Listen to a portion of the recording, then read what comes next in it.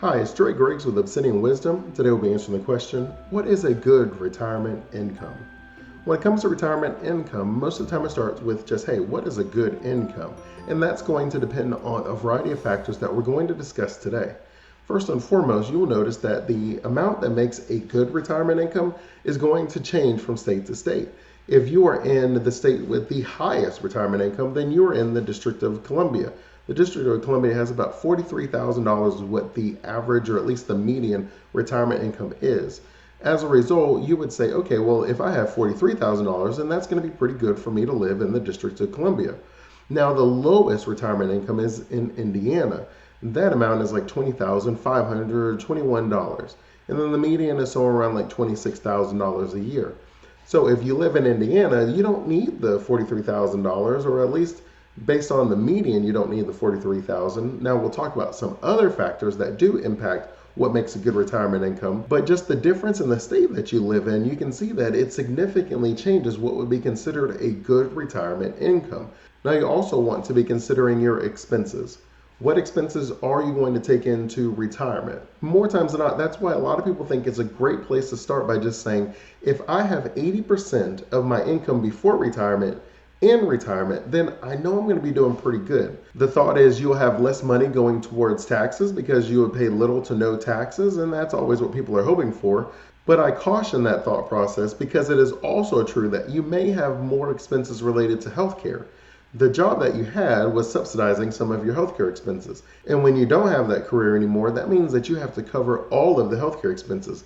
Healthcare ends up becoming a much larger portion of people's bills. Now, some people will have plans of using like Medicare or Medicaid, but there's different rules that qualify you for it. So you want to make sure you at least take a look at that before you make that your plan to help you with your healthcare expenses.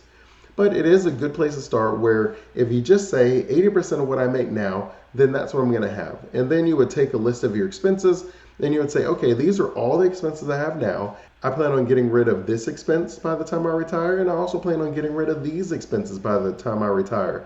If you get rid of those and then count up the expenses, then you already have a pretty good idea of how much you would need in retirement, what would make a good income. You also want to keep in mind that you may not even live in the country. If you plan on moving to a different country, then you'd want to look at things like the exchange rates to see how much further or shorter your dollar goes there.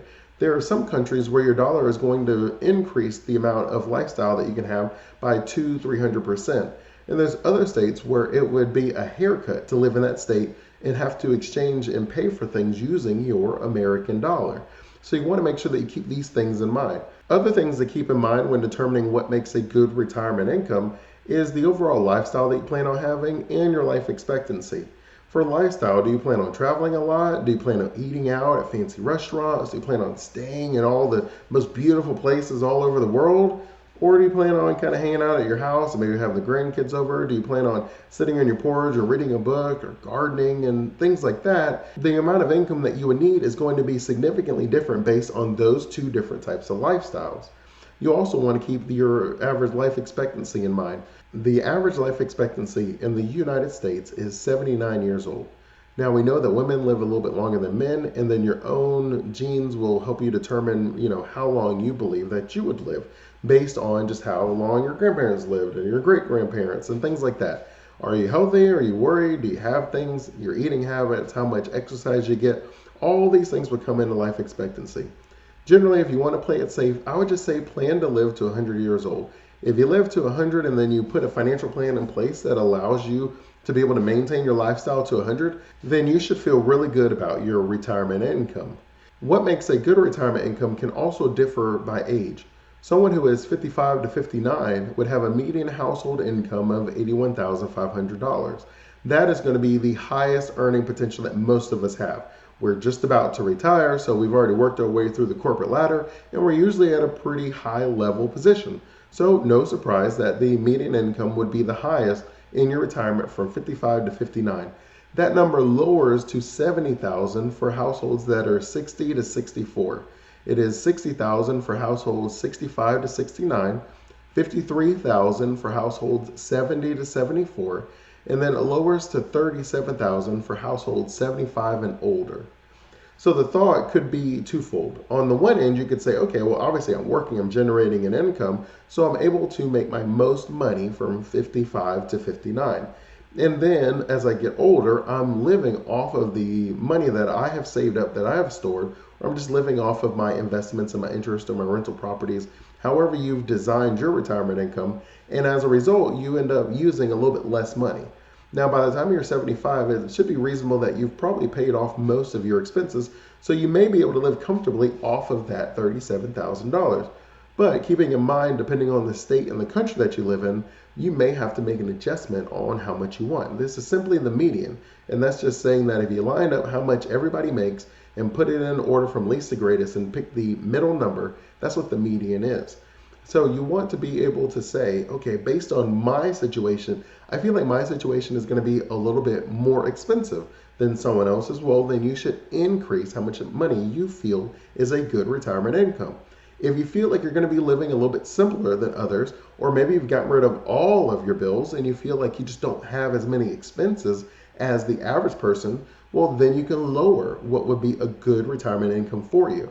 So usually it's a great place to start with 80% of your income currently. And that usually takes into consideration the state that you live in and the cost of living, and also takes in your lifestyle in consideration. And so both of those are usually already baked in that. That's why they usually start you there. And then from there, you can decide whether that makes the most sense for you. Are you going to be moving? So do you need a little bit more? Is there a higher cost of living in the state that you're going to or the country that you're going to? Or could you have a little bit less because there is a lower cost of living in the state or country that you're moving to? You would then say, okay, based on my life expectancy of my family, I expect to live this long. Now, keep in mind, the average life expectancy is 79 years old. So you just plan, and like I said, if you're not sure and you want to be super safe, just plan to live to 100. That's usually how I do all my financial planning. We just plan to live to 100, and then everything else is just icing. And so you would just make your plan like that, and then you should be more comfortable as far as a good retirement income.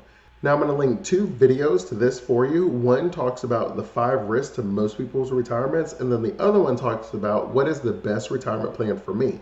If you have the question of where does retirement income come from if I'm not working, then the video of what retirement plan is best for me is going to answer all of those questions for you. I go through in much detail each of the different sources of income that people would have in retirement. If you have any additional questions for me, you know I'm always here for you. You can always message me and reach out to me. Until next time, Wisdomites, remember, wisdom is asking the right questions to allow yourself to get the right answers. Keep asking those questions and you will keep getting those answers. Continue blessings.